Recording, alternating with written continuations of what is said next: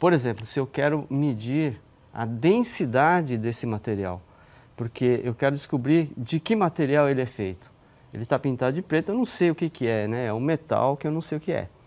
Sabendo-se a densidade desse material, ou seja, a relação de massa e volume, eu posso descobrir do que é feito esse material. Porque cada substância ele tem uma característica que é a densidade, que ela é específica dela, né?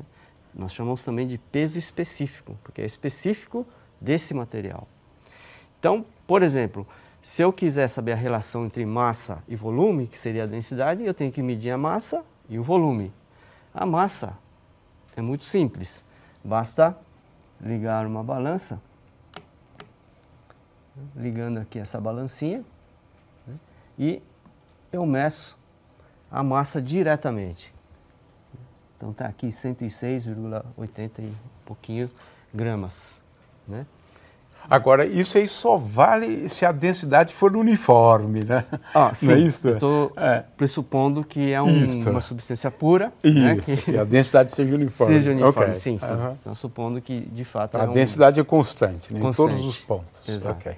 Então, agora, sabendo-se a massa, agora tem que saber o volume disso, né? Então, uma medida indireta de volume, porque é muito difícil de saber o volume disso, né? Fica muito complicado de medir, né? Aí eu teria que fazer uma integral de volume, fica uma coisa muito complicada.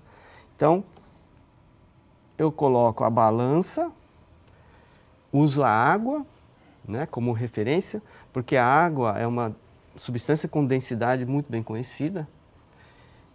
Eu posso colocar a água sobre a balança, zerar a balança, tarar a balança e mergulhar esse objeto dentro da água, mas sem que ele toque no fundo.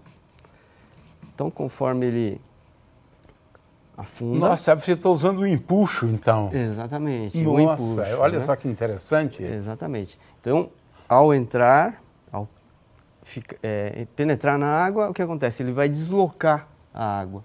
Então, o que a balança está medindo é o peso da água que foi deslocada. Olha só, uma experiência, né, para, na verdade, ilustrar também, medir o empuxo, né? Medir o empuxo, exatamente. Interessante. Muito então, agora você tem a densidade, você tem a massa e tem o volume, na verdade. Exatamente, né? Porque a massa de água que foi deslocada, nesse caso, como a densidade da água é 1 grama por centímetro cúbico, para cada grama que foi deslocado de água, que apareceu aqui, equivale a 1 centímetro cúbico de volume.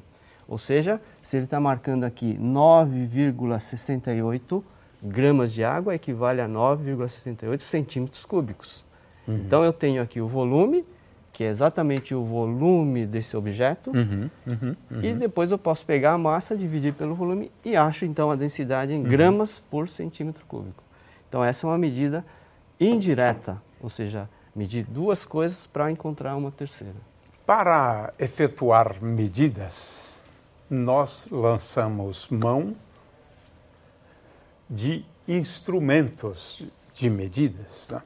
Instrumentos podem ser simples, como uma régua, às vezes um pouco mais sofisticados. A gente vai depois falar sobre isto, né? E existem instrumentos sofisticadíssimos, né?